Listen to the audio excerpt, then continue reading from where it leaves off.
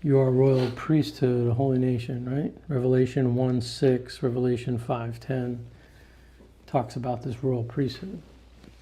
This was unique in the ancient world. This was a concept that they understood priests, they understood priesthood, but to be a nation of priests, this was a new idea. And so we know that at Babel, God divorces the nations. He basically disinherits the nations. And he decides to put over them the sons of God, right? Deuteronomy 32. He divides them up according to the number of sons of God. And he basically gives them rulers that are supposed to rule over them the way that he intended, but it doesn't go that way. And God takes Abraham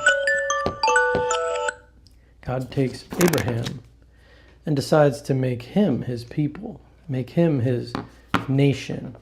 And it's through a very patient process that he turns Abraham into a nation of priests, of representatives that are now supposed to, the plan was they were supposed to lead the nations back to God. It's a progressive revelation, takes place over time. Israel did fail, but in many ways Israel did bring God's law, God's justice, God's rule and dominion to the world. Ultimately, through Messiah, God does bring the nations back through that process. So that's kind of the big picture of biblical theology, how God builds his kingdom.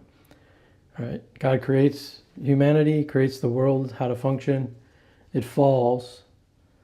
God decides to start over. They fail again. Then he takes Abraham, builds his nation. The nation fails, but God is always pulling out a remnant. He's pulling out Noah. He's pulling out Abraham. He's pulling out those that are faithful to him in Israel.